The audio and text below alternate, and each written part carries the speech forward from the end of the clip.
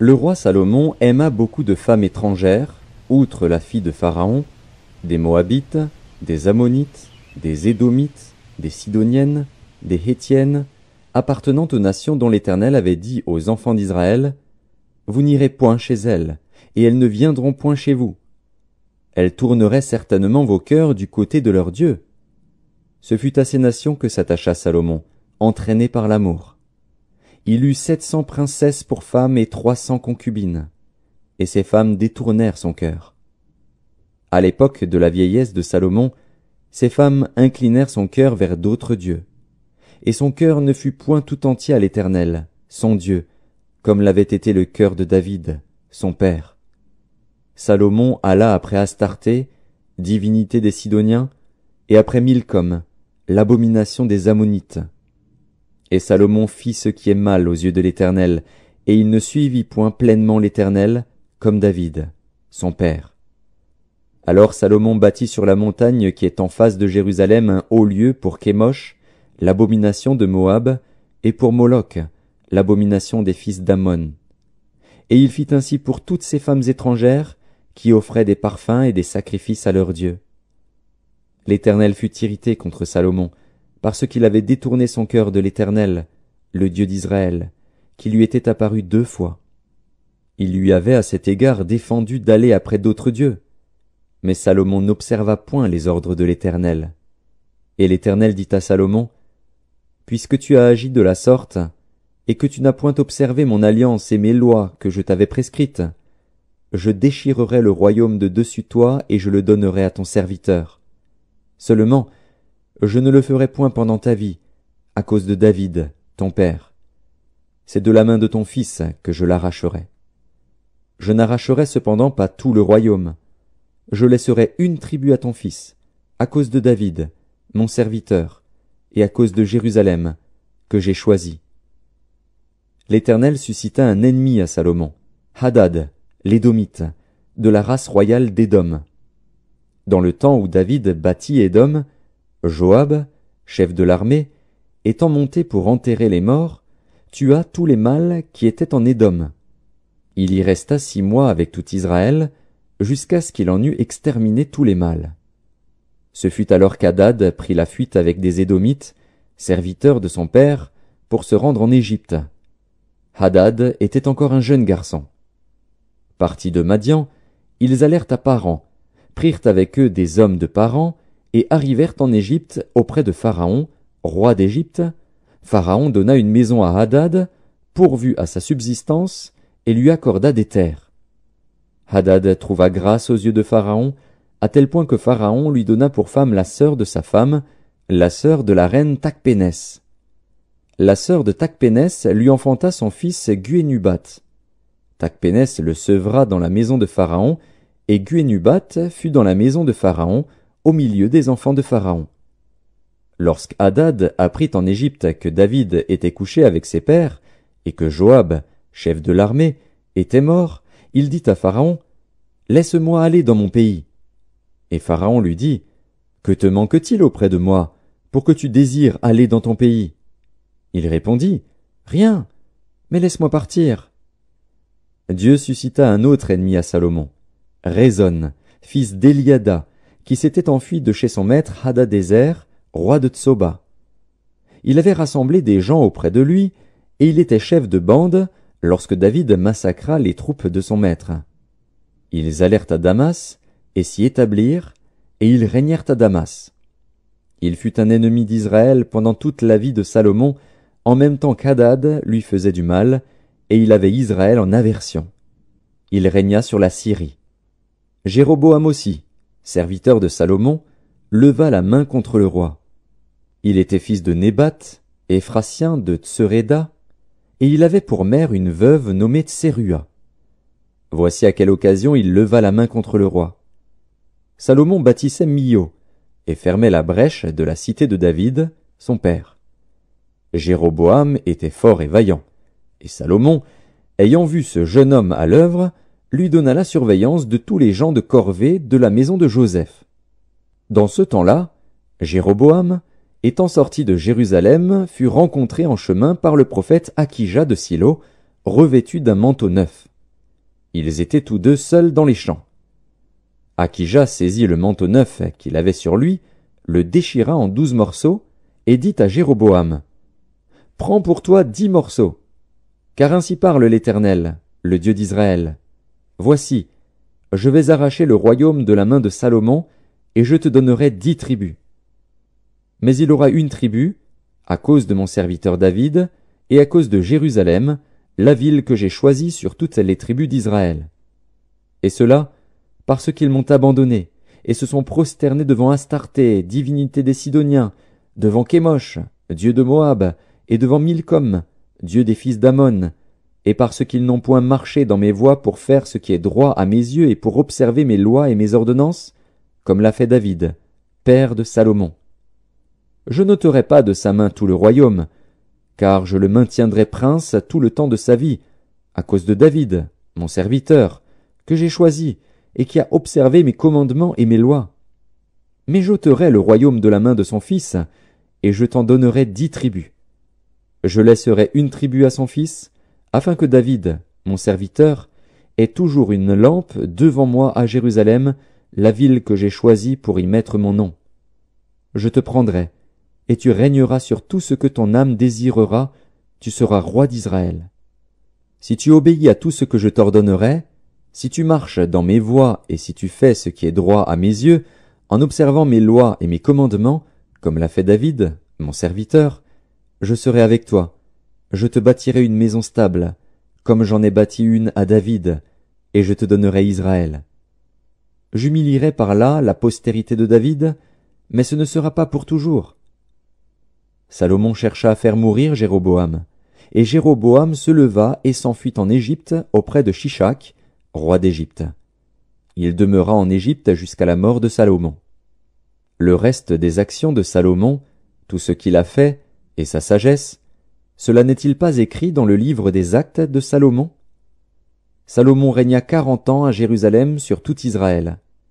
Puis Salomon se coucha avec ses pères, et il fut enterré dans la ville de David, son père. Roboam, son fils, régna à sa place.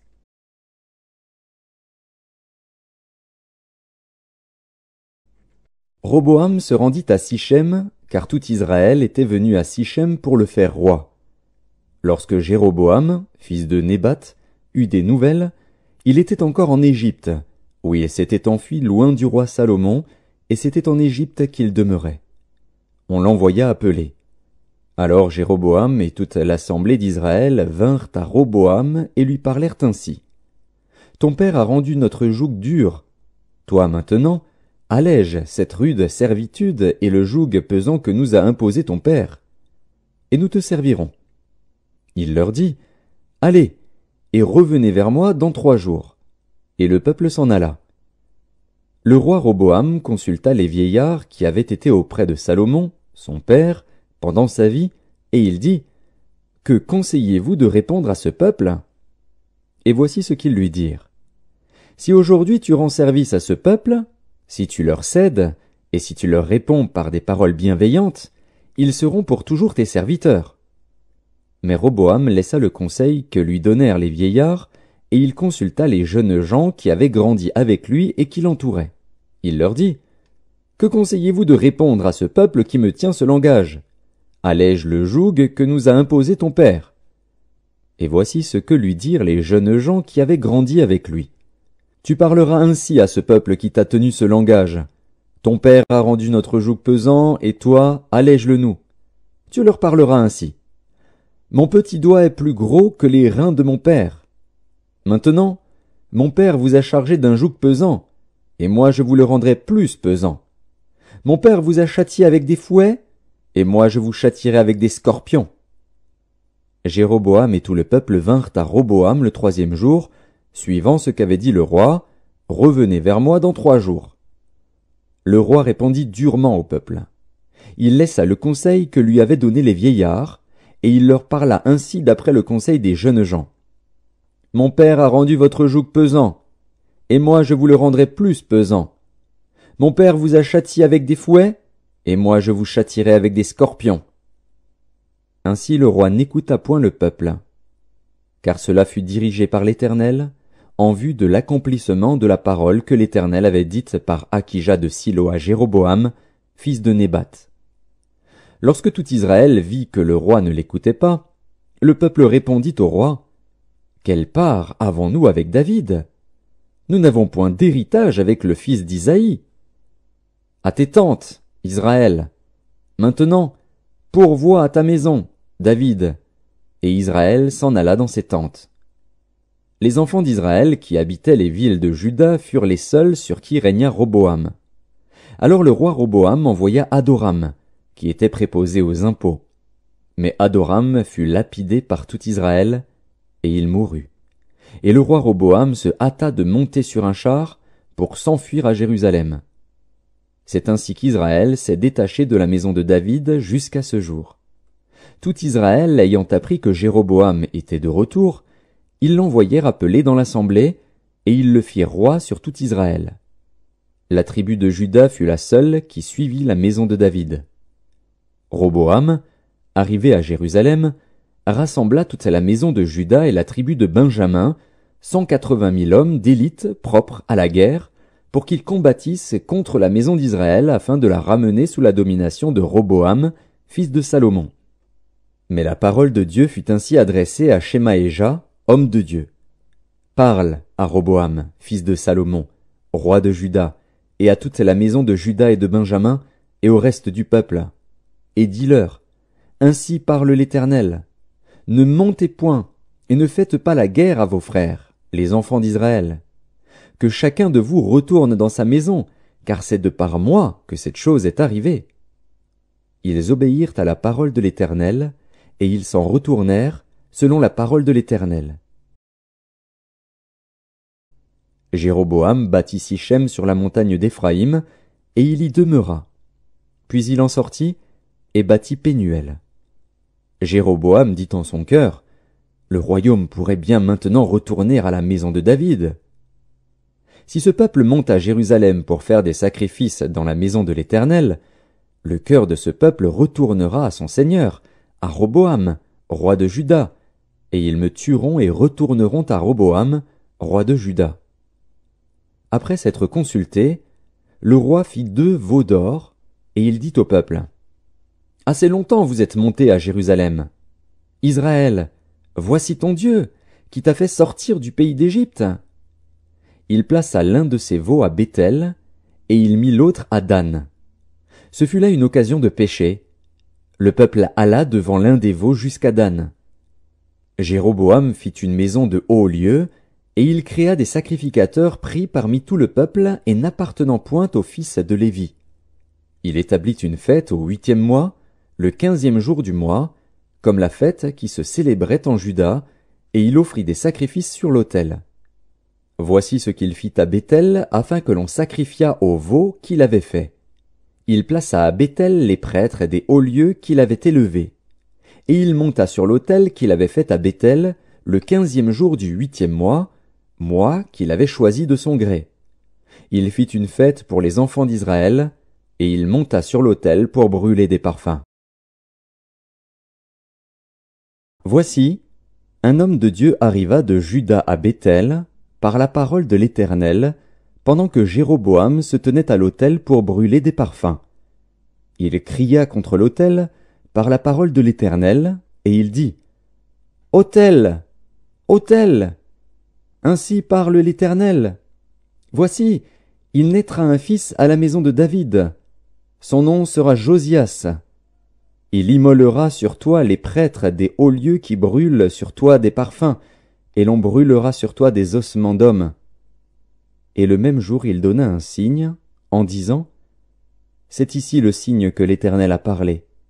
Voici, l'autel se fendra, et la cendre qui est dessus sera répandue. » Lorsque le roi entendit la parole que l'homme de Dieu avait criée contre l'autel de Béthel, il avança la main de dessus l'autel, en disant, « Saisissez-le !» Et la main que Jéroboam avait étendue contre lui devint sèche, et il ne put la ramener à soi. L'autel se fendit, et la cendre qui était dessus fut répandue, selon le signe qu'avait donné l'homme de Dieu, par la parole de l'Éternel.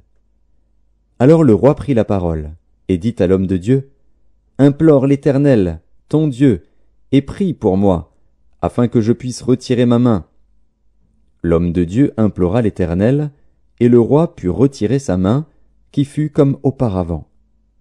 Le roi dit à l'homme de Dieu, « Entre avec moi dans la maison, tu prendras quelque nourriture, et je te donnerai un présent. » L'homme de Dieu dit au roi, « Quand tu me donnerais la moitié de ta maison, je n'entrerai pas avec toi. Je ne mangerai point de pain, et je ne boirai point d'eau dans ce lieu-ci. Car cet ordre m'a été donné, par la parole de l'Éternel, tu ne mangeras point de pain et tu ne boiras point d'eau, et tu ne prendras pas à ton retour le chemin par lequel tu seras allé. » Et il s'en alla par un autre chemin, il ne prit pas à son retour le chemin par lequel il était venu à Béthel. Or il y avait un vieux prophète qui demeurait à Béthel. Ses fils vinrent lui raconter toutes les choses que l'homme de Dieu avait faites à Béthel ce jour-là, et les paroles qu'il avait dites au roi. Lorsqu'ils en eurent fait le récit à leur père, il leur dit, « Par quel chemin s'en est-il allé » Ses fils avaient vu par quel chemin s'en était allé l'homme de Dieu qui était venu de Juda. Et il dit à ses fils, « Sellez-moi l'âne. » Ils lui sellèrent l'âne, et il monta dessus. Il alla après l'homme de Dieu, et il le trouva assis sous un térébinthe. Il lui dit, « Es-tu l'homme de Dieu qui est venu de Juda » Il répondit, « Je le suis. » Alors il lui dit, « Viens avec moi à la maison, et tu prendras quelque nourriture. » Mais il répondit, « Je ne puis ni retourner avec toi, ni entrer chez toi. Je ne mangerai point de pain, je ne boirai point d'eau avec toi en ce lieu-ci. Car il m'a été dit, par la parole de l'Éternel, tu n'y mangeras point de pain et tu n'y boiras point d'eau, et tu ne prendras pas à ton retour le chemin par lequel tu seras allé. » Et il lui dit, « Moi aussi, je suis prophète comme toi. Et un ange m'a parlé de la part de l'Éternel, et m'a dit, ramène-le avec toi dans ta maison, et qu'il mange du pain et boive de l'eau. » Il lui mentait. L'homme de Dieu retourna avec lui, et il mangea du pain et but de l'eau dans sa maison. Comme ils étaient assis à table, la parole de l'Éternel fut adressée au prophète qui l'avait ramené. Et il cria à l'homme de Dieu qui était venu de Juda. « Ainsi parle l'Éternel, parce que tu as été rebelle à l'ordre de l'Éternel, et que tu n'as pas observé le commandement que l'Éternel, ton Dieu, t'avait donné, parce que tu es retourné, et que tu as mangé du pain et bu de l'eau dans le lieu dont il t'avait dit, tu n'y mangeras point de pain et tu n'y boiras point d'eau, ton cadavre n'entrera pas dans le sépulcre de tes pères. » Et quand le prophète qui l'avait ramené eut mangé du pain et qu'il eut bu de l'eau, il sella l'âne pour lui. L'homme de Dieu s'en alla, et il fut rencontré dans le chemin par un lion qui le tua. Son cadavre était étendu dans le chemin. L'âne resta près de lui, et le lion se tint à côté du cadavre. Et voici, des gens qui passaient virent le cadavre étendu dans le chemin et le lion se tenant à côté du cadavre. Et ils en parlèrent à leur arrivée dans la ville où demeurait le vieux prophète. Lorsque le prophète qui avait ramené du chemin l'homme de Dieu l'eut appris, il dit, « C'est l'homme de Dieu qui a été rebelle à l'ordre de l'Éternel, et l'Éternel l'a livré au lion, qui l'a déchiré et l'a fait mourir, selon la parole que l'Éternel lui avait dite. » Puis, s'adressant à ses fils, il dit, « Sellez-moi l'âne. » Ils le sellèrent, et il partit. Il trouva le cadavre étendu dans le chemin, et l'âne et le lion qui se tenaient à côté du cadavre. Le lion n'avait pas dévoré le cadavre et n'avait pas déchiré l'âne. Le prophète releva le cadavre de l'homme de Dieu, le plaça sur l'âne et le ramena. Et le vieux prophète rentra dans la ville pour le pleurer et pour l'enterrer. Il mit son cadavre dans le sépulcre, et l'on pleura sur lui, en disant, « Hélas, mon frère !» Après l'avoir enterré, il dit à ses fils, « Quand je serai mort, vous m'enterrerez dans le sépulcre où est enterré l'homme de Dieu, vous déposerez mes os à côté de ses os. Car elle s'accomplira, la parole qu'il a criée, de la part de l'Éternel, contre l'autel de Béthel et contre toutes les maisons des hauts lieux qui sont dans les villes de Samarie. » Après cet événement, Jéroboam ne se détourna point de sa mauvaise voie. Il créa de nouveau des prêtres, des hauts lieux pris parmi tout le peuple. Quiconque en avait le désir, il le consacrait prêtre des hauts lieux. Ce fut là une occasion de péché pour la maison de Jéroboam, et c'est pour cela qu'elle a été exterminée et détruite de dessus la face de la terre. Dans ce temps-là, Abijah, fils de Jéroboam, devint malade. Et Jéroboam dit à sa femme, « Lève-toi, je te prie, et déguise-toi pour qu'on ne sache pas que tu es la femme de Jéroboam, et va à Silo. Voici, là est Akija, le prophète. C'est lui qui m'a dit que je serais roi de ce peuple. Prends avec toi 10 pains, des gâteaux et un vase de miel, et entre chez lui. Il te dira ce qui arrivera à l'enfant. » La femme de Jéroboam fit ainsi. Elle se leva, alla à Silo, et entra dans la maison d'Akija. Akija ne pouvait plus voir, car il avait les yeux fixes par suite de la vieillesse. L'Éternel avait dit à Akija, « La femme de Jéroboam va venir te consulter au sujet de son fils, parce qu'il est malade. Tu lui parleras de telle et de telle manière. Quand elle arrivera, elle se donnera pour une autre. » Lorsqu'Akija entendit le bruit de ses pas, au moment où elle franchissait la porte, il dit, « Entre, femme de Jéroboam. Pourquoi veux-tu te donner pour une autre? Je suis chargé de t'annoncer des choses dures. Va, dis à Jéroboam, ainsi parle l'Éternel, le Dieu d'Israël. Je t'ai élevé du milieu du peuple. Je t'ai établi chef de mon peuple d'Israël. J'ai arraché le royaume de la maison de David et je te l'ai donné. Et tu n'as pas été comme mon serviteur David, qui a observé mes commandements et qui a marché après moi de tout son cœur, ne faisant que ce qui est droit à mes yeux. Tu as agi plus mal que tous ceux qui ont été avant toi. Tu es allé te faire d'autres dieux et des images de fonte pour m'irriter, et tu m'as rejeté derrière ton dos.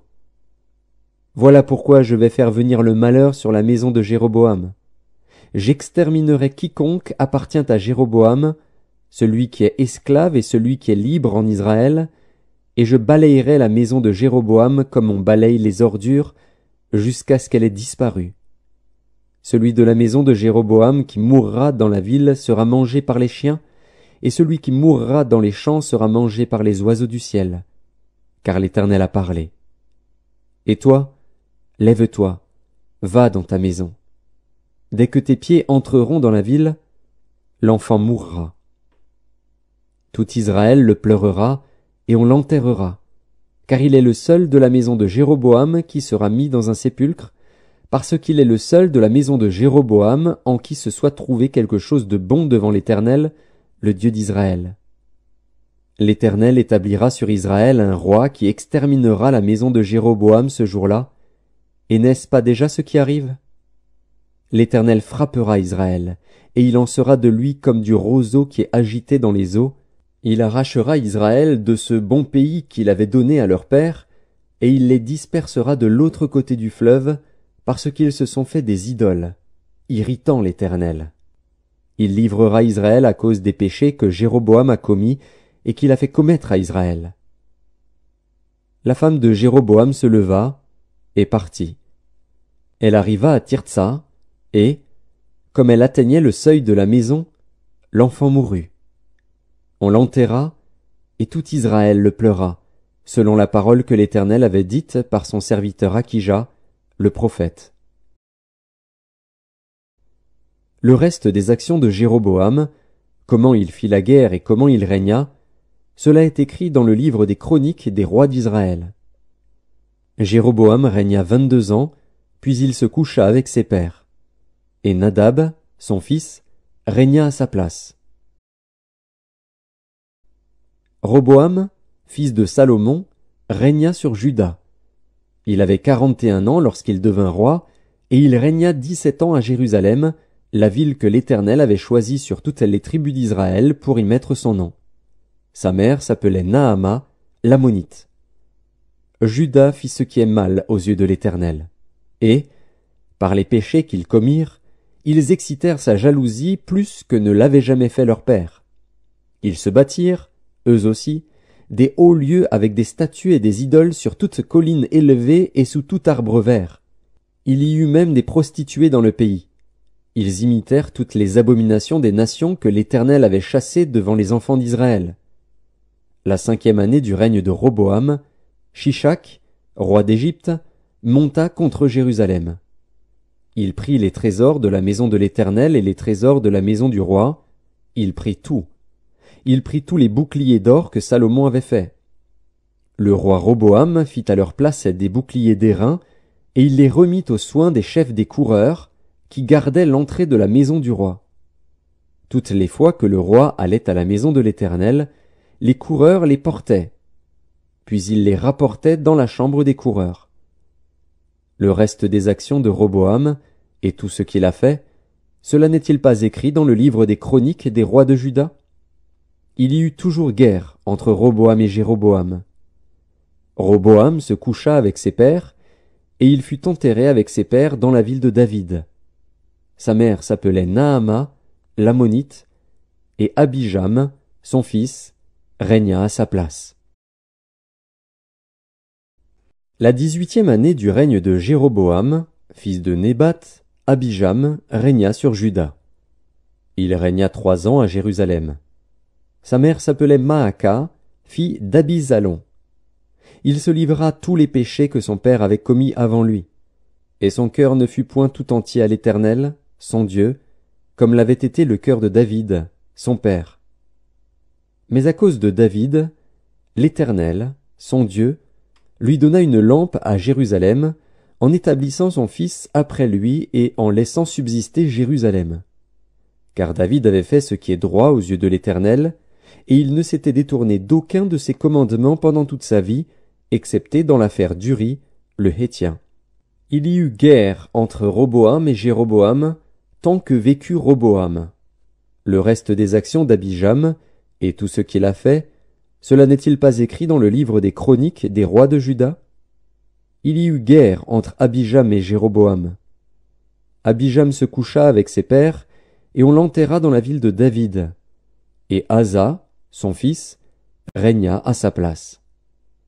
La 20e année de Jéroboam, roi d'Israël, Asa régna sur Juda. Il régna 41 ans à Jérusalem. Sa mère s'appelait Maaka, fille d'Abisalom. Asa fit ce qui est droit aux yeux de l'Éternel, comme David, son père. Il ôta du pays les prostituées, et il fit disparaître toutes les idoles que ses pères avaient faites.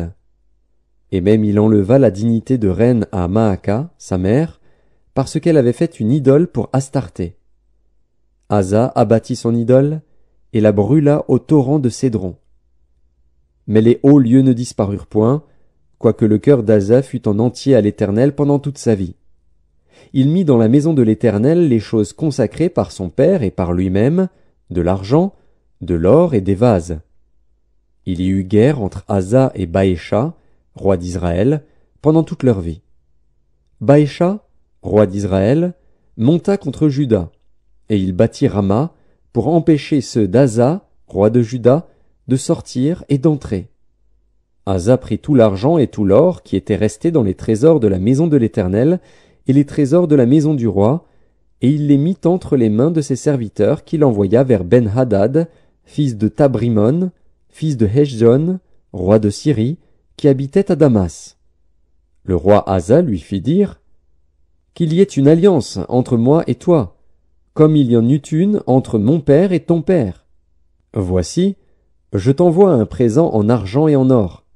Va, romps ton alliance avec Baécha, roi d'Israël, afin qu'il s'éloigne de moi. » Ben-Hadad écouta le roi Asa. Il envoya les chefs de son armée contre les villes d'Israël, et il bâtit Ijon, Dan, Abel-Beth-Maaka, tout Kinéroth, et tout le pays de Nephtali. Lorsque Baécha l'apprit, il cessa de bâtir Rama, et il resta à Tirtsa. Le roi Asa convoqua tout Juda, sans exempter personne, et ils emportèrent les pierres et le bois que Baécha employait à la construction de Rama. Et le roi Asa s'en servit pour bâtir Géba de Benjamin et Mitzpa. Le reste de toutes les actions d'Asa, tous ses exploits et tout ce qu'il a fait, et les villes qu'il a bâties, cela n'est-il pas écrit dans le livre des chroniques des rois de Juda? Toutefois, à l'époque de sa vieillesse, il eut les pieds malades. Asa se coucha avec ses pères, et il fut enterré avec ses pères dans la ville de David, son père. Et Josaphat, son fils, régna à sa place. Nadab, fils de Jéroboam, régna sur Israël la seconde année d'Asa, roi de Juda. Il régna 2 ans sur Israël. Il fit ce qui est mal aux yeux de l'Éternel. Et il marcha dans la voie de son père, se livrant au péché que son père avait fait commettre à Israël. Baécha, fils d'Akija, de la maison d'Issachar, conspira contre lui, et Baécha le tua à Gibéton, qui appartenait aux Philistins, pendant que Nadab et tout Israël assiégeaient Gibéton. Baécha le fit périr la 3e année d'Asa, roi de Juda, et il régna à sa place. Lorsqu'il fut roi, il frappa toute la maison de Jéroboam, il n'en laissa échapper personne, et il détruisit tout ce qui respirait, selon la parole que l'Éternel avait dite par son serviteur Akija de Silo, à cause des péchés que Jéroboam avait commis et qu'il avait fait commettre à Israël, irritant ainsi l'Éternel, le Dieu d'Israël. Le reste des actions de Nadab, et tout ce qu'il a fait, cela n'est-il pas écrit dans le livre des chroniques des rois d'Israël? Il y eut guerre entre Asa et Baécha, roi d'Israël, pendant toute leur vie. La 3e année d'Asa, roi de Juda, Baécha, fils d'Akija, régna sur tout Israël à Tirtsa. Il régna 24 ans.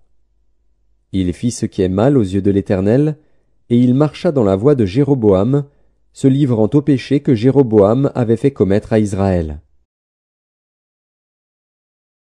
La parole de l'Éternel fut ainsi adressée à Jéhu, fils de Hanani, contre Baécha. Je t'ai élevé de la poussière, et je t'ai établi chef de mon peuple d'Israël. Mais parce que tu as marché dans la voie de Jéroboam, et que tu as fait pécher mon peuple d'Israël, pour m'irriter par leurs péchés, voici, je vais balayer Baécha et sa maison, et je rendrai ta maison semblable à la maison de Jéroboam, fils de Nébat. Celui de la maison de Baécha qui mourra dans la ville sera mangé par les chiens, et celui des siens qui mourra dans les champs sera mangé par les oiseaux du ciel. Le reste des actions de Baécha, ce qu'il a fait, et ses exploits, cela n'est-il pas écrit dans le livre des chroniques des rois d'Israël? Baécha se coucha avec ses pères, et il fut enterré à Tirtsa. Et Éla, son fils, régna à sa place.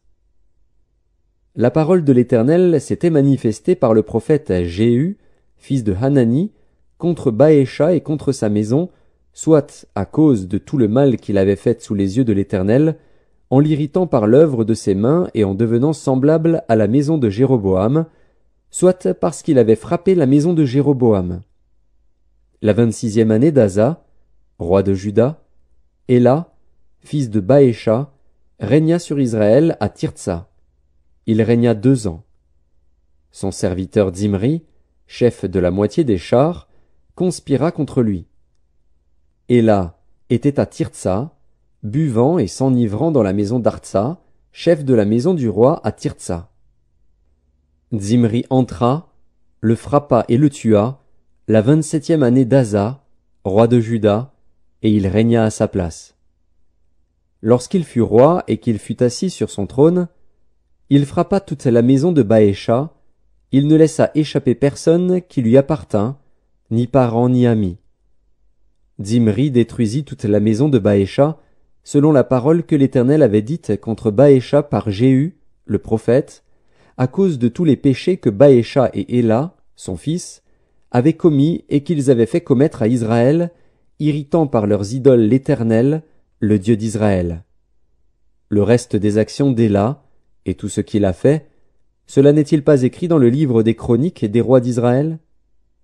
La 27e année d'Asa, roi de Juda, Zimri régna 7 jours à Tirtsa. Le peuple campait contre Gibéton, qui appartenait aux Philistins. Et le peuple qui campait apprit cette nouvelle. Zimri a conspiré, et même il a tué le roi. Et ce jour-là, tout Israël établit dans le camp pour roi d'Israël Omri, chef de l'armée. Omri et tout Israël avec lui partirent de Gibéton, et ils assiégèrent Tirtsa. Zimri, voyant que la ville était prise, se retira dans le palais de la maison du roi, et brûla sur lui la maison du roi. C'est ainsi qu'il mourut, à cause des péchés qu'il avait commis en faisant ce qui est mal aux yeux de l'Éternel, en marchant dans la voie de Jéroboam, et en se livrant aux péchés que Jéroboam avait commis pour faire pécher Israël. Le reste des actions de Zimri, et la conspiration qu'il forma, cela n'est-il pas écrit dans le livre des chroniques des rois d'Israël? Alors le peuple d'Israël se divisa en deux parties. Une moitié du peuple voulait faire roi Tibni, fils de Ginath, et l'autre moitié était pour Omri. Ceux qui suivaient Omri l'emportèrent sur ceux qui suivaient Tibni, fils de Ginath. Tibni mourut, et Omri régna. La 31e année d'Asa, roi de Juda, Omri régna sur Israël. Il régna 12 ans. Après avoir régné 6 ans à Tirtsa, il acheta de Shemer la montagne de Samarie pour 2 talents d'argent. Il bâtit sur la montagne, et il donna à la ville qu'il bâtit le nom de Samarie, d'après le nom de Shemer, seigneur de la montagne. Omri fit ce qui est mal aux yeux de l'Éternel, et il agit plus mal que tous ceux qui avaient été avant lui. Il marcha dans toute la voie de Jéroboam, fils de Nebat, et se livra au péché que Jéroboam avait fait commettre à Israël, irritant par leurs idoles l'Éternel, le Dieu d'Israël. Le reste des actions d'Omri, ce qu'il a fait, et ses exploits, cela n'est-il pas écrit dans le livre des chroniques des rois d'Israël? Omri se coucha avec ses pères, et il fut enterré à Samarie. Et Akab, son fils, régna à sa place. Akab, fils d'Omri, régna sur Israël la 38e année d'Asa, roi de Juda. Akab, fils d'Omri, régna 22 ans sur Israël à Samarie. Akab, fils d'Omri, fit ce qui est mal aux yeux de l'Éternel, plus que tous ceux qui avaient été avant lui. Et comme si c'eût été pour lui peu de chose de se livrer au péché de Jéroboam, fils de Nebat, il prit pour femme Jézabel, fille d'Edbaal, roi des Sidoniens, et il alla servir Baal et se prosterner devant lui. Il éleva un autel à Baal dans la maison de Baal qu'il bâtit à Samarie, et il fit une idole d'Astarté. Akab fit plus encore que tous les rois d'Israël qui avaient été avant lui pour irriter l'Éternel, le Dieu d'Israël.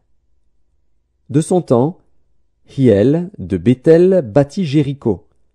Il en jeta les fondements au prix d'Abiram, son premier-né, et il en posa les portes au prix de Ségub, son plus jeune fils, selon la parole que l'Éternel avait dite par Josué, fils de Nun.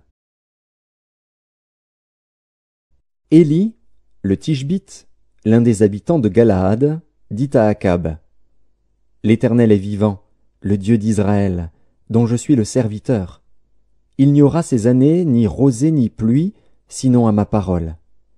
Et la parole de l'Éternel fut adressée à Élie, en ces mots: Pars d'ici, dirige-toi vers l'Orient, et cache-toi près du torrent de Kérith, qui est en face du Jourdain. Tu boiras de l'eau du torrent, et j'ai ordonné aux corbeaux de te nourrir là. Il partit et fit selon la parole de l'Éternel, et il alla s'établir près du torrent de Kérith, qui est en face du Jourdain. Les corbeaux lui apportaient du pain et de la viande le matin, et du pain et de la viande le soir, et il buvait de l'eau du torrent. Mais au bout d'un certain temps, le torrent fut à sec, car il n'était point tombé de pluie dans le pays. Alors la parole de l'Éternel lui fut adressée en ces mots: Lève-toi, va à Sarepta, qui appartient à Sidon, et demeure là. Voici, j'y ai ordonné à une femme veuve de te nourrir. Il se leva, et il alla à Sarepta. Comme il arrivait à l'entrée de la ville, voici, il y avait là une femme veuve qui ramassait du bois. Il l'appela et dit: Va me chercher, je te prie, un peu d'eau dans un vase, afin que je boive. Et elle alla en chercher. Il l'appela de nouveau et dit: Apporte-moi, je te prie, un morceau de pain dans ta main. Et elle répondit: L'Éternel, ton Dieu, est vivant. Je n'ai rien de cuit, je n'ai qu'une poignée de farine dans un pot et un peu d'huile dans une cruche. Et voici, je ramasse 2 morceaux de bois, puis je rentrerai et je préparerai cela pour moi et pour mon fils. Nous mangerons, après quoi nous mourrons. Élie lui dit, ne crains point, rentre, fais comme tu as dit. Seulement, prépare-moi d'abord avec cela un petit gâteau, et tu me l'apporteras. Tu en feras ensuite pour toi et pour ton fils. Car ainsi parle l'Éternel, le Dieu d'Israël, la farine qui est dans le pot ne manquera point, et l'huile qui est dans la cruche ne diminuera point, jusqu'au jour où l'Éternel fera tomber de la pluie sur la face du sol. Elle alla, et elle fit selon la parole d'Élie. Et pendant longtemps elle eut de quoi manger, elle et sa famille, aussi bien qu'Élie. La farine qui était dans le pot ne manqua point, et l'huile qui était dans la cruche ne diminua point, selon la parole que l'Éternel avait prononcée par Élie. Après ces choses, le fils de la femme, maîtresse de la maison, devint malade, et sa maladie fut si violente qu'il ne resta plus en lui de respiration. Cette femme dit alors à Élie, « Qu'y a-t-il entre moi et toi, homme de Dieu? Es-tu venu chez moi pour rappeler le souvenir de mon iniquité et pour faire mourir mon fils ?» Il lui répondit, « Donne-moi ton fils. » Et il le prit du sein de la femme, le monta dans la chambre haute où il demeurait, et le coucha sur son lit. Puis il invoqua l'Éternel, et dit, « Éternel, mon Dieu, est-ce que tu affligerais, au point de faire mourir son fils, même cette veuve chez qui j'ai été reçu comme un hôte ?» Et il s'étendit 3 fois sur l'enfant, invoqua l'Éternel, et dit, « Éternel, mon Dieu, je t'en prie, que l'âme de cet enfant revienne au-dedans de lui. » L'Éternel écouta la voix d'Élie, et l'âme de l'enfant revint au-dedans de lui, et il fut rendu à la vie. Élie prit l'enfant, le descendit de la chambre haute dans la maison, et le donna à sa mère. Et Élie dit, « Vois, ton fils est vivant. » Et la femme dit à Élie, « Je reconnais maintenant que tu es un homme de Dieu, et que la parole de l'Éternel dans ta bouche est vérité. » Bien des jours s'écoulèrent, et la parole de l'Éternel fut ainsi adressée à Élie dans la 3e année. « Va, présente-toi devant Akab, et je ferai tomber de la pluie sur la face du sol. » Et Élie alla pour se présenter devant Akab. La famine était grande à Samarie. Et Akab fit appeler Abdias, chef de sa maison. Or Abdias craignait beaucoup l'Éternel. Et lorsque Jézabel extermina les prophètes de l'Éternel, Abdias prit 100 prophètes qu'il cacha 50 par 50 dans une caverne, et il les avait nourris de pain et d'eau. Akab dit à Abdias, « Va par le pays vers toutes les sources d'eau et vers tous les torrents. Peut-être se trouvera-t-il de l'herbe, et nous conserverons la vie aux chevaux et aux mulets, et nous n'aurons pas besoin d'abattre du bétail. » Ils se partagèrent le pays pour le parcourir. Akab alla seul par un chemin, et Abdias alla seul par un autre chemin. Comme Abdias était en route, voici, Élie le rencontra. Abdias, l'ayant reconnu, tomba sur son visage et dit, « Est-ce toi, mon seigneur Élie ?» Il lui répondit, « C'est moi. Va, dis à ton maître, voici Élie. » Et Abdias dit, « Quel péché ai-je commis pour que tu livres ton serviteur entre les mains d'Akab, qui me fera mourir? L'Éternel est vivant. Il n'est ni nation ni royaume où mon maître n'est envoyé pour te chercher. Et quand on disait que tu n'y étais pas, il faisait jurer le royaume et la nation que l'on ne t'avait pas trouvé. Et maintenant tu dis, va, dis à ton maître, voici Élie. Puis, lorsque je t'aurai quitté, l'Esprit de l'Éternel te transportera je ne sais où. Et j'irai informer Akab, qui ne te trouvera pas, et qui me tuera. Cependant ton serviteur craint l'Éternel dès sa jeunesse. N'a-t-on pas dit à mon Seigneur ce que j'ai fait quand Jézabel tua les prophètes de l'Éternel? J'ai caché 100 prophètes de l'Éternel, 50 par 50 dans une caverne, et je les ai nourris de pain et d'eau. Et maintenant tu dis, va, dis à ton maître, voici Élie, il me tuera. Mais Élie dit, l'Éternel des armées, dont je suis le serviteur, est vivant. aujourd'hui je me présenterai devant Akab. Abdias, étant allé à la rencontre d'Akab, l'informa de la chose. Et Akab se rendit au-devant d'Élie. À peine Akab aperçut-il Élie qu'il lui dit « Est-ce toi qui jettes le trouble en Israël ?» Élie répondit « Je ne trouble point Israël. C'est toi, au contraire, et la maison de ton père, puisque vous avez abandonné les commandements de l'Éternel et que tu es allé après les Baals. Fais maintenant rassembler tout Israël auprès de moi, à la montagne du Carmel, et aussi les 450 prophètes de Baal et les 400 prophètes d'Astarté qui mangent à la table de Jézabel. » Akab envoya des messagers vers tous les enfants d'Israël, et il rassembla les prophètes à la montagne du Carmel. Alors Élie s'approcha de tout le peuple et dit « Jusqu'à quand clocherez-vous des deux côtés? Si l'Éternel est Dieu, allez après lui. Si c'est Baal, allez après lui. » Le peuple ne lui répondit rien. Et Élie dit au peuple « Je suis resté seul des prophètes de l'Éternel, et il y a 450 prophètes de Baal. Que l'on nous donne 2 taureaux, qu'ils choisissent pour eux l'un des taureaux, qu'ils le coupent par morceaux, et qu'ils le placent sur le bois, sans y mettre le feu. Et moi, je préparerai l'autre taureau, et je le placerai sur le bois, sans y mettre le feu. Puis invoquez le nom de votre Dieu, et moi, j'invoquerai le nom de l'Éternel. Le Dieu qui répondra par le feu, c'est celui-là qui sera Dieu. » Et tout le peuple répondit, en disant « C'est bien. » Élie dit aux prophètes de Baal, « Choisissez pour vous l'un des taureaux, préparez-le les premiers, car vous êtes les plus nombreux, et invoquez le nom de votre Dieu. Mais ne mettez pas le feu. » Ils prirent le taureau qu'on leur donna, et le préparèrent. Et ils invoquèrent le nom de Baal, depuis le matin jusqu'à midi, en disant « Baal, réponds-nous » Mais il n'y eut ni voix ni réponse. Et ils sautaient devant l'autel qu'ils avaient fait. À midi, Élie se moqua d'eux et dit « Criez à haute voix, puisqu'il est Dieu. Il pense à quelque chose, ou il est occupé, ou il est en voyage. Peut-être qu'il dort, et il se réveillera. » Et ils crièrent à haute voix, et ils se firent, selon leur coutume, des incisions avec des épées et avec des lances, jusqu'à ce que le sang coulât sur eux. Lorsque midi fut passé, ils prophétisèrent jusqu'au moment de la présentation de l'offrande. Mais il n'y eut ni voix, ni réponse, ni signe d'attention. Élie dit alors à tout le peuple, « Approchez-vous de moi. » Tout le peuple s'approcha de lui. Et Élie rétablit l'autel de l'Éternel qui avait été renversé.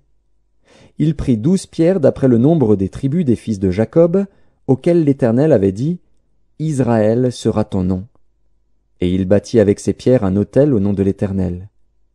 Il fit autour de l'autel un fossé de la capacité de 2 mesures de semence. Il arrangea le bois, coupa le taureau par morceaux, et le plaça sur le bois. Puis il dit « Remplissez d'eau 4 cruches, et versez-les sur l'holocauste et sur le bois. » Il dit « Faites-le une seconde fois. » Et ils le firent une seconde fois. Il dit « Faites-le une 3e fois. » Et ils le firent une 3e fois. L'eau coula autour de l'autel, et l'on remplit aussi d'eau le fossé.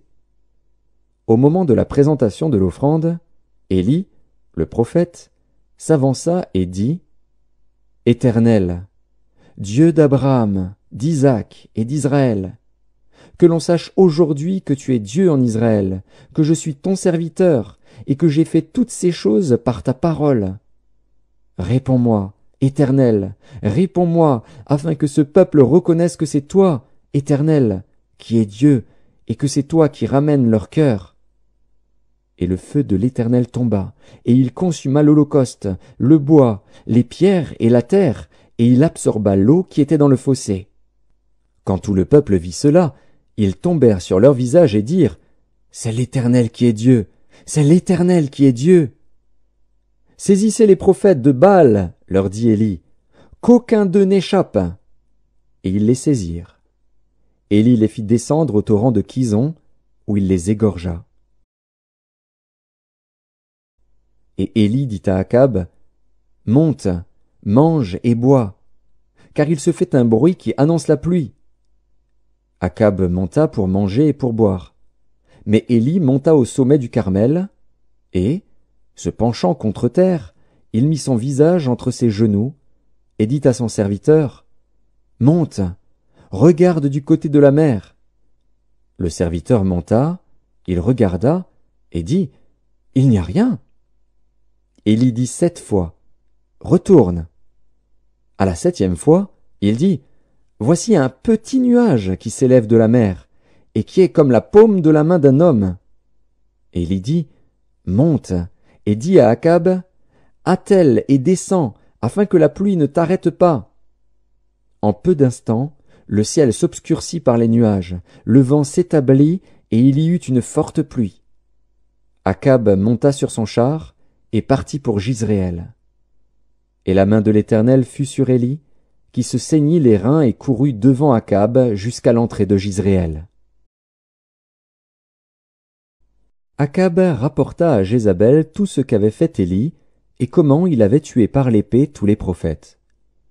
Jézabel envoya un messager à Élie, pour lui dire, « Que les dieux me traitent dans toute leur rigueur, si demain, à cette heure, je ne fais de ta vie ce que tu as fait de la vie de chacun d'eux. » Élie, voyant cela, se leva et s'en alla pour sauver sa vie. Il arriva à Beer-Shéba, qui appartient à Juda, et il y laissa son serviteur. Pour lui, il alla dans le désert où, après une journée de marche, il s'assit sous un genêt et demanda la mort, en disant, « C'est assez. Maintenant, Éternel, prends mon âme, car je ne suis pas meilleur que mes pères. » Il se coucha et s'endormit sous un genêt. Et voici, un ange le toucha et lui dit, « Lève-toi, mange. » Il regarda, et il y avait à son chevet un gâteau cuit sur des pierres chauffées et une cruche d'eau. Il mangea et but, puis se recoucha. L'ange de l'Éternel vint une seconde fois, le toucha, et dit, « Lève-toi, mange, car le chemin est trop long pour toi. » Il se leva, mangea et but. Et avec la force que lui donna cette nourriture, il marcha 40 jours et 40 nuits jusqu'à la montagne de Dieu, à Horeb. Et là, il entra dans la caverne, et il y passa la nuit. Et voici, la parole de l'Éternel lui fut adressée, en ces mots, « Que fais-tu ici, Élie ?» Il répondit, « J'ai déployé mon zèle pour l'Éternel, le Dieu des armées. Car les enfants d'Israël ont abandonné ton alliance, ils ont renversé tes autels, et ils ont tué par l'épée tes prophètes. Je suis resté, moi seul, et ils cherchent à m'ôter la vie. » L'Éternel dit, « Sors, et tiens-toi dans la montagne devant l'Éternel. » Et voici, l'Éternel passa, et devant l'Éternel, il y eut un vent fort et violent qui déchirait les montagnes et brisait les rochers. L'Éternel n'était pas dans le vent. Et après le vent, ce fut un tremblement de terre. L'Éternel n'était pas dans le tremblement de terre. Et après le tremblement de terre, un feu. L'Éternel n'était pas dans le feu. Et après le feu, un murmure doux et léger. Quand Élie l'entendit, il s'enveloppa le visage de son manteau, il sortit et se tint à l'entrée de la caverne. Et voici, une voix lui fit entendre ces paroles. « Que fais-tu ici, Élie ?» Il répondit, « J'ai déployé mon zèle pour l'Éternel, le Dieu des armées. Car les enfants d'Israël ont abandonné ton alliance, ils ont renversé tes autels, et ils ont tué par l'épée tes prophètes. Je suis resté, moi seul, et ils cherchent à m'ôter la vie. » L'Éternel lui dit, « Va, reprends ton chemin par le désert jusqu'à Damas, et quand tu seras arrivé, tu oindras Hazaël pour roi de Syrie. Tu oindras aussi Jéhu, fils de Nimshi, pour roi d'Israël. Et tu oindras Élisée, fils de Shaphat, d'Abel-Méhola, pour prophète à ta place. Et il arrivera que celui qui échappera à l'épée de Hazaël, Jéhu le fera mourir. Et celui qui échappera à l'épée de Jéhu, Élisée le fera mourir. Mais je laisserai en Israël 7000 hommes, tous ceux qui n'ont point fléchi les genoux devant Baal, et dont la bouche ne l'a point baisé. » Élie partit de là, et il trouva Élisée, fils de Shaphat, qui labourait. Il y avait devant lui 12 paires de bœufs, et il était avec la 12e. Élie s'approcha de lui, et il jeta sur lui son manteau. Élisée, quittant ses bœufs, courut après Élie, et dit, « Laisse-moi embrasser mon père et ma mère, et je te suivrai. » Élie lui répondit, « Va, et reviens, car pense à ce que je t'ai fait. » Après s'être éloigné d'Élie, il revint prendre une paire de bœufs qu'il offrit en sacrifice. Avec l'attelage des bœufs, il fit cuire leur chair et la donna à manger au peuple. Puis il se leva, suivit Élie et fut à son service. Ben-Hadad, roi de Syrie, rassembla toute son armée. Il avait avec lui 32 rois, des chevaux et des chars. Il monta, mit le siège devant Samarie et l'attaqua. Il envoya dans la ville des messagers à Akab, roi d'Israël, et lui fit dire, « Ainsi parle Ben-Hadad, ton argent et ton or sont à moi, tes femmes et tes plus beaux enfants sont à moi. » Le roi d'Israël répondit, « Roi, mon seigneur, comme tu le dis, je suis à toi avec tout ce que j'ai. » Les messagers retournèrent et dirent, « Ainsi parle Ben-Hadad, je t'ai fait dire, tu me livreras ton argent et ton or, tes femmes et tes enfants. J'enverrai donc demain, à 7 heures, mes serviteurs chez toi.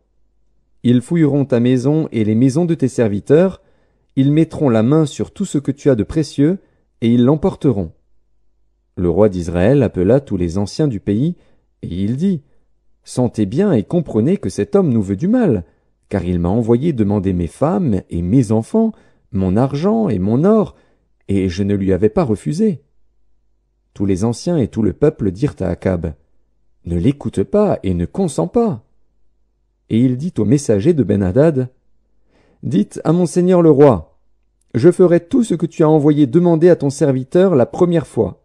Mais pour cette chose, je ne puis pas la faire. » Les messagers s'en allèrent et lui portèrent la réponse.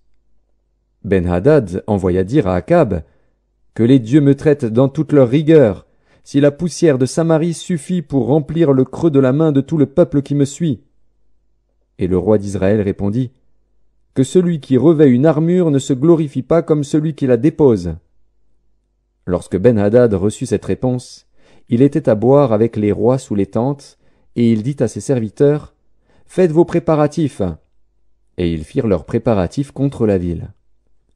Mais voici, un prophète s'approcha d'Akab, roi d'Israël, et il dit, « Ainsi parle l'Éternel. Vois-tu toute cette grande multitude? Je vais la livrer aujourd'hui entre tes mains, et tu sauras que je suis l'Éternel. » Akab dit, « Par qui? » Et il répondit, « Ainsi parle l'Éternel, par les serviteurs des chefs des provinces. » Akab dit, « Qui engagera le combat? » Et il répondit, « Toi. » Alors Akab passa en revue les serviteurs des chefs des provinces, et il s'en trouva 232. Et après eux, il passa en revue tout le peuple, tous les enfants d'Israël, et ils étaient 7000. Ils firent une sortie à midi.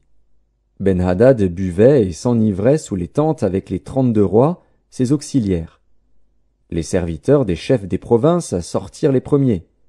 Ben-Hadad s'informa, et on lui fit ce rapport.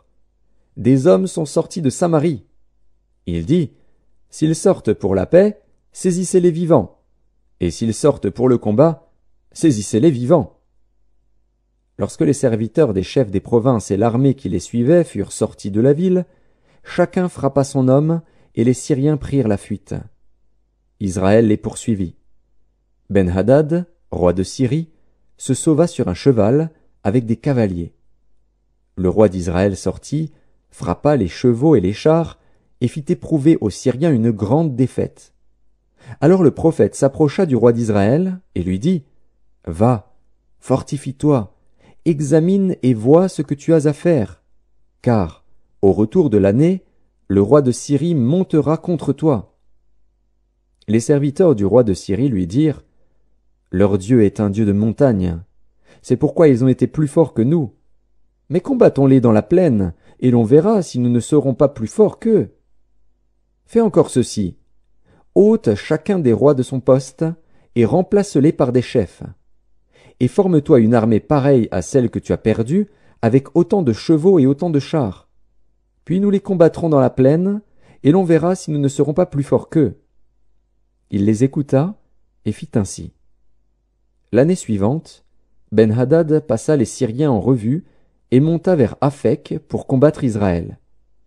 Les enfants d'Israël furent aussi passés en revue. Ils reçurent des vivres, et ils marchèrent à la rencontre des Syriens. Ils campèrent vis-à-vis d'eux, semblables à deux petits troupeaux de chèvres, tandis que les Syriens remplissaient le pays.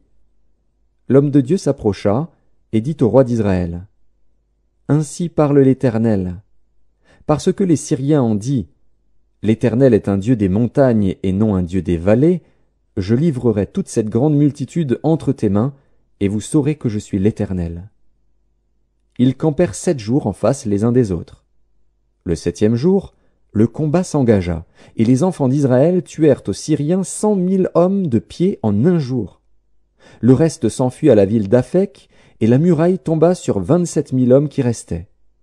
Ben-Hadad s'était réfugié dans la ville, où il allait de chambre en chambre. Ses serviteurs lui dirent, « Voici, nous avons appris que les rois de la maison d'Israël sont des rois miséricordieux. Nous allons mettre des sacs sur nos reins et des cordes à nos têtes, et nous sortirons vers le roi d'Israël. Peut-être qu'il te laissera la vie. » Ils se mirent des sacs autour des reins et des cordes autour de la tête, et ils allèrent auprès du roi d'Israël. Ils dirent, « Ton serviteur Ben-Hadad dit, « Laisse-moi la vie. » Akab répondit, « Est-il encore vivant? Il est mon frère. » Ces hommes tirèrent de là un bon augure, et ils se hâtèrent de le prendre au mot et de dire, « Ben-Hadad est ton frère. » Et il dit, « Allez, amenez-le. » Ben-Hadad vint vers lui, et Akab le fit monter sur son char. Ben-Hadad lui dit, « Je te rendrai les villes que mon père a prises à ton père, et tu établiras pour toi des rues à Damas, comme mon père en avait établi à Samarie. Et moi, reprit Akab, je te laisserai aller en faisant une alliance. » Il fit alliance avec lui, et le laissa aller. L'un des fils des prophètes dit à son compagnon, d'après l'ordre de l'Éternel, « Frappe-moi, je te prie. » Mais cet homme refusa de le frapper. Alors il lui dit, « Parce que tu n'as pas obéi à la voix de l'Éternel, voici, quand tu m'auras quitté, le lion te frappera. » Et quand il l'eut quitté, le lion le rencontra et le frappa. Il trouva un autre homme, et il dit, « Frappe-moi, je te prie. » Cet homme le frappa et le blessa. Le prophète alla se placer sur le chemin du roi, et il se déguisa avec un bandeau sur les yeux. Lorsque le roi passa, il cria vers lui, et dit, « Ton serviteur était au milieu du combat, et voici, un homme s'approche et m'amène un homme, en disant, « Garde cet homme. S'il vient à manquer, ta vie répondra de sa vie, ou tu payeras un talent d'argent. » Et pendant que ton serviteur agissait çà et là, l'homme a disparu. Le roi d'Israël lui dit, « C'est là ton jugement, tu l'as prononcé toi-même. » Aussitôt le prophète ôta le bandeau de dessus ses yeux, et le roi d'Israël le reconnut pour l'un des prophètes. Il dit alors au roi, « Ainsi parle l'Éternel. Parce que tu as laissé échapper de tes mains l'homme que j'avais dévoué par interdit, ta vie répondra de sa vie, et ton peuple de son peuple. » Le roi d'Israël s'en alla chez lui, triste et irrité, et il arriva à Samarie.